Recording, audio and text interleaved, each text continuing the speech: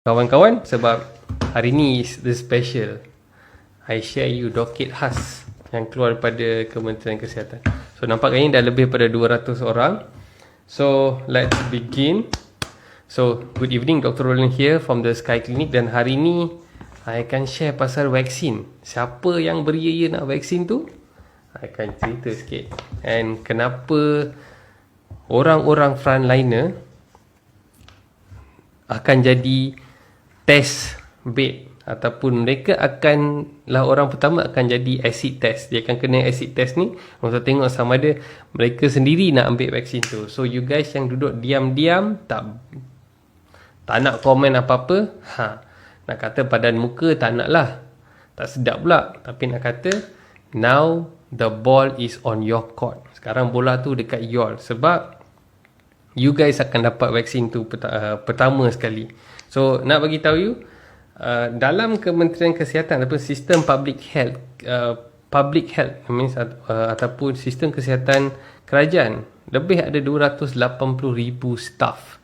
Itu yang kita dapat tahu tahun lepas. Tahun ni mungkin tak beritahu lagi pun. So 280,000 staff KKM, termasuk tambahan lagi kepada PDRM, rela dan juga angkatan tentera. Mereka lah orang pertama akan dapat vaksinasi. Dan vaksinasi yang mereka akan dapat ialah the Pfizer-BioNTech vaksin. Inilah vaksin RNA. So nama vaksin itu ialah Comirnaty, nama vaksin tu. So ini yang docket ni adalah docket daripada dikeluarkan oleh NPRA. NPRA ni ialah badan atau agensi Kementerian Kesihatan yang bertindak untuk mendaftar vaksin RNA Pfizer-BioNTech. So I bacakan sedikit. Dia mRNA vaksin ni didaftar pada 8 hari bulan Januari 2021 under conditional registration for pharmaceutical product during disaster guideline. Disaster ni so kira macam dalam satu keadaan bencana, mereka terpaksa pakaikan sistem ni ataupun jadual-jadual ni untuk keluarkan apa-apa ubat yang mungkin boleh membantu untuk mengurangkan bencana tu. Okay, so yes, 280,000 staff KKM, banyak tu. Sistem penjawat awam ada lebih kurang 1.8 ke 1.9 juta orang. So 280,000 agak-agak is the number of staff KKM ada. Okay, so vaksin ni ialah RNA vaksin. So I akan tunjuk sedikit pasal RNA vaksin. I pernah buat RNA vaksin, saya pernah ceritakan kepada you all. Okay, I can move it. So if you can see, so katakan macam mana vaksin ni akan berkesan. So RNA vaksin dia hanya ialah satu slip informasi DNA RNA je. So dia ada satu informasi sangat-sangat kecil yang akan diletakkan dalam satu kapsul lemak. So ada satu kapsul lemak ni, dia ada 2 layer, dan dia akan dibentuk macam ni vaksin tu. Dan vaksin ni dia akan masuk ke dalam sel badan kita bila kena di-inject lah. So bila you kena inject, dia akan masuk ke dalam sel. Dia akan serat duduk kat permukaan ni, masuk ke dalam, dan dia akan masuk ke dalam. So informasi ni dia akan masuk ke dalam. Dan bila dia masuk ke dalam, untuk vaksin Pfizer, dia tak masuk ke dalam nukleus. Dia tak masuk kepada nukleus. Nukleus ni lah pusat informasi sel you. So all your information dalam sel, dia akan masuk, semua akan jaga. So baka you, DNA you semua ada dalam nukleus. Tapi RNA vaksin Pfizer tak masuk ke dalam ni. So dia akan masuk sini, and dalam sel kita ni ada something called as macam satu mesin pencetak. Okay, so dia ada mesin pencetak ni. So I just kat luar lukiskan sikit. So dia akan masuk ke dalam sel ni, informasi ni akan masuk.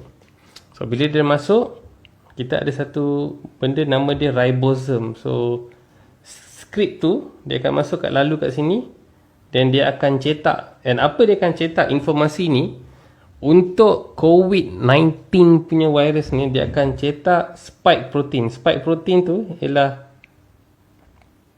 spike yang you biasa nampak dalam kalau mereka lukis COVID tu, dia akan lukis virus tu bentuk macam ni kan. So dia akan print kaki dia. So dia akan print kaki ni, banyak kaki ni.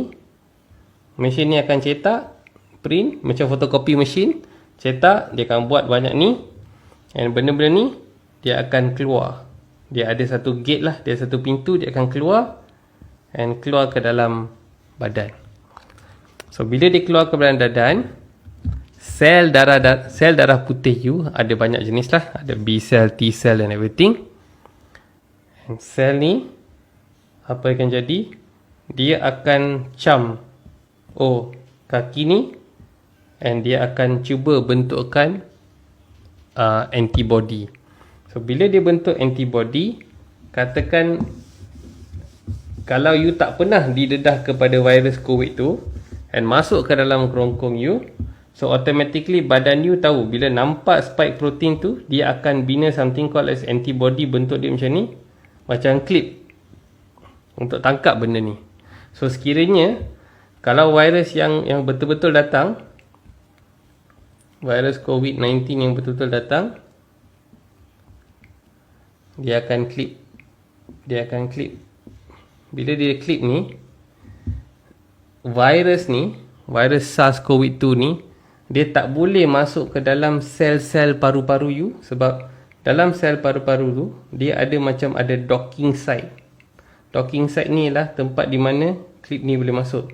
So bila klip ni dah kena tutup, automatically badan you akan letak macam target. Dia tag and dia akan serang. So itu cara macam mana vaksin RNA berkesan. So vaksin RNA teknik dia macam ni. Vaksin DNA teknik dia lain pula. Itu dia ada guna macam DNA daripada adenovirus cipan dan sebagainya. Okay, so apa yang menarik anak share is side effect. Okay, so side effect ni ialah kesan sampingan daripada ambil ubat-ubat ni. So memang vaksin tu akan boleh membantulah. Itu berdasarkan apa kajian saintifik yang mereka buat. So antara side effect ialah severe allergy ataupun alahan. So kepada orang-orang yang mungkin ada macam asma and everything, mungkin kalau ada airway, susah bernafas and everything, so dia kena berjaga-jaga sebelum mereka ambil vaksin tu. Kalau ada orang yang ada macam pendarahan yang banyak, dia kena berjaga-jaga.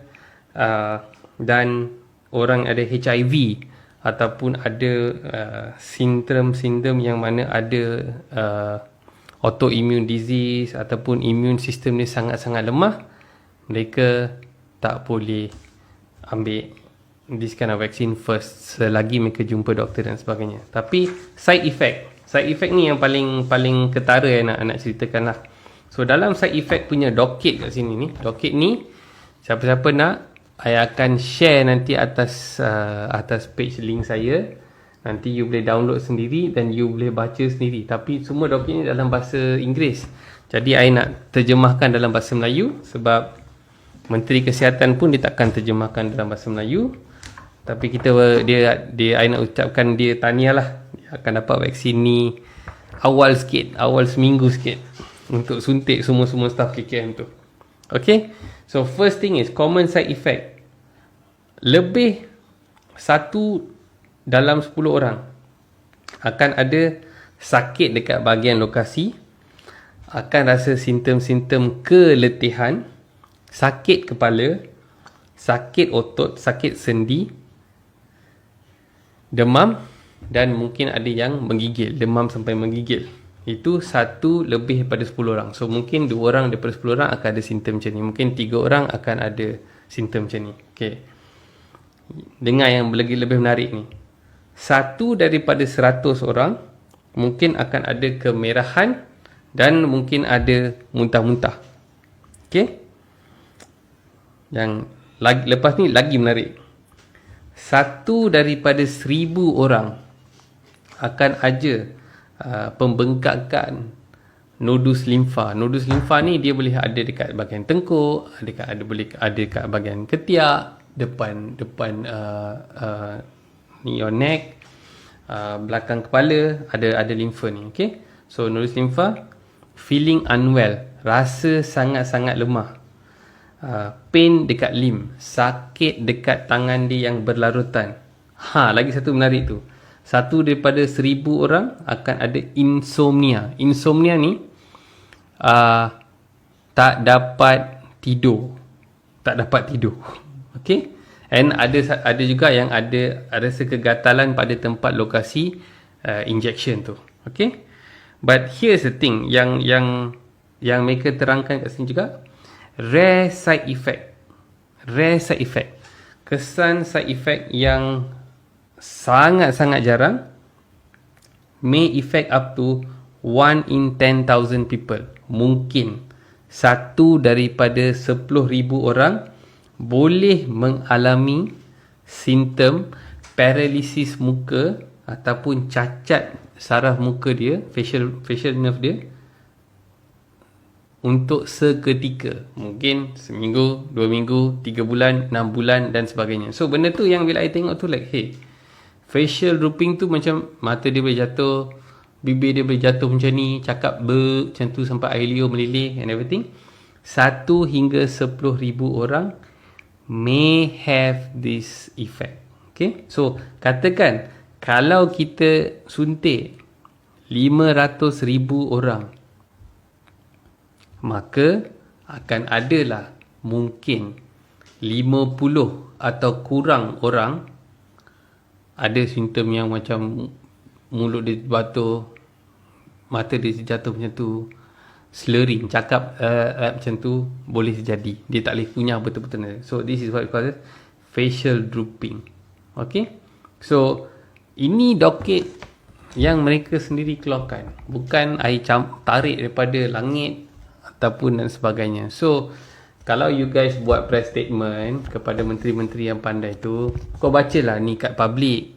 Okay, you baca this document to public and biar mereka fikir mereka nak ambil vaksin ke tak nak ambil. Bukan kata kita tak nak, tak suruh you ambil. You nak ambil, you ambil. You tak nak ambil, you tak payah ambil. Kalau you get the virus, kalau 2-3 hari sesama ataupun batuk, I rasa I lebih suka dapat virus tu 2-3 hari I batuk sesama daripada I nak suka-suka ambil the virus. Okay, these are the things yang ada effect lah. And another thing is dalam vaksin ni pun akan ada juga 2-3 ingredient yang nama dia, code name dia lah ALC 0315 and ALC 0159. Dia lah satu bentuk kolesterol, and ada orang mungkin ada alahan kepada tu. So sebab tu walaupun mungkin masa time rollout plan ni kita nampak rollout plan ni masih dalam setakat main cakap saja. Tak ada yang konkret apa plan kita, macam mana kita nak roll out everything. Tapi apa yang kita nampak, rakyat kat luar sana, you takkan dapat vaksin tu dulu. So you guys chill dulu. Sebab orang-orang dalam KKM, I risau kepada orang-orang doktor-doktor yang kerja mereka sangat stres. Sebab bila mereka sangat stres, so stres mereka sangat-sangat tinggi. Okay, terbalikkan lukis terbalik. Stres mereka tinggi, maka sistem immunity mereka akan rendah. So bila sistem immunity you sangat rendah, apa yang akan jadi? You can be compromised. Even though you punya niat baik, you bekerja everything bagus, tapi memang time COVID ni kerja tertekan and everything, kena pakai PPE macam-macam everything. Tapi we will have to see lah siapa orang-orang KKM yang akan ambil dulu. Sama ada ramai akan kata, you know what, I don't want to take the vaccine lah, I bayar pakai PPE ke apa. So sebab tu I kata first rollout of vaccine ni ialah acid test kepada KKM, because we will watch, I will watch, you will watch, rakyat akan tengok siapa yang akan ambil? Sama ada doktor-doktor kat sana akan ambil vaksin, sama ada staff-staff sana akan ambil vaksin, and apa implikasi ataupun impact yang akan ada. Because memang kita akan tengok beribu-ribu kes, berpuluh-puluh orang nampak keluar kat Facebook lepas ambil vaksin, jadi ada allergic reaction, ada kesan-kesan sampingan dan sebagainya. Memang ada. Seperti saya katakan tadi, kalau 500,000 vaksin kalau dicucuk, akan ada 50 orang ada efek. Kalau 50 orang tu asyik viral dekat online, siapa takkan nampak? Siapa takkan gerun? Because that is definitely going to happen. But at the same time, ramai orang ni akan ada hierarki daripada atas tu. Okay, ketua jabatan, ambil lah vaksin ni. Oh, you tak ambil ya? So, the pressure will come kepada all this public sector lah. So, dia akan jadi macam, dia akan kira macam letak dalam trap lah. So, tapi kepada you guys yang luar sana yang kerja KKM and everything, sebab you guys sangat pendiam, tak lantang langsung nak komen pasal benda ni. Bukan I kata vaksin tu tak bagus. Mungkin vaksin tu berkesan, tapi mungkin we need more time. We need more time to see what is the effect and everything. Tapi kalau orang kata kat sana, we will give the politician first, I sokong, biar mereka dapat dulu. But if people asking me, will I take the Pfizer vaccine? My answer is no. I'm not ready to take the Pfizer vaccine yet. I think there ada banyak option vaksin lain yang akan develop. Macam I lebih suka tengok kepada vaksin yang Russian develop. Russian develop ialah vaksin pertama, sebab dia develop the adeno vaccine yang dia gunakan shelling daripada adenovirus. Adenovirus tu dia letak encrypt DNA kat dalam ni, and dia buat. And I think yang paling I suka sekarang ni yang telah mereka develop is the what is this called? Is the Indian vaccine. Vaksin yang India tengah buat. Mereka mungkin akan cipta vaksin yang termurah sekali, and they gonna use an inactive vaccine. Inactive vaccine ni maksudnya, katakan virus tu macam ni. Ni kira macam cara old school mereka buat vaksin lah. Yang kalau primitif tu, I rasa I akan pilih vaksin yang lama-lama sikit punya. So, vaksin primitif, katakan ni lah virus tu. Vaksin primitif lah macam ni. Dia akan pecahkan vaksin ni kepada banyak-banyak partikel. So, maksudnya, partikel-partikel virus tu, dia akan duduk dalam badan. Macam ni. Dia main duduk je. So, dia akan biarkan badan you untuk cipta immunity tu secara sendiri. So, virus normal bentuk macam ni, tapi mereka akan gunakan teknologi untuk pecahkan virus tu jadi macam serpihan, letak dalam vial, suntik ke dalam badan, and biar badan you take over untuk buat tu. Bukan untuk buat coding and everything lah. Itu bagi saya is the I feel lah. Itu pendapat peribadi saya lah, as a doctor lah, what I will choose kalau I nak ambil vaksin lah. Tapi ambil vaksin pun bukan bermakna that automatically you boleh keluar daripada Malaysia dan sebagainya. Kita tak mungkin boleh keluar sebegitu cepat pun, because ada banyak strain virus yang berlainan. So even bila kita rujuk pada Pfizer punya vaksin pun, dia hanya pada strain COVID yang pertama sekali yang mereka dapat dekat Wuhan. So bila vaksin daripada Wuhan tu, the virus strain tu bentuk dia lain. Tapi yang kita dengar ada yang B117, virus yang virus dekat UK, ada yang kat South Africa. So senantiasa akan ada pembentukan strain baru, sebab virus COVID ni dia macam umpama macam virus yang buat kopi dia yang selalu buat kesilapan. Macam buat ejaan, selalu budak sekolah ni akan buat ejaan yang salah. So ayat-ayat dia akan keluar salah. So coding-coding dia akan keluar salah. So bila coding-coding keluar salah, bermakna akan juga ada pembentukan signaling dan pembentukan sifat virus tu akan berubah. So memang mutant lah. Virus ni memang mutant.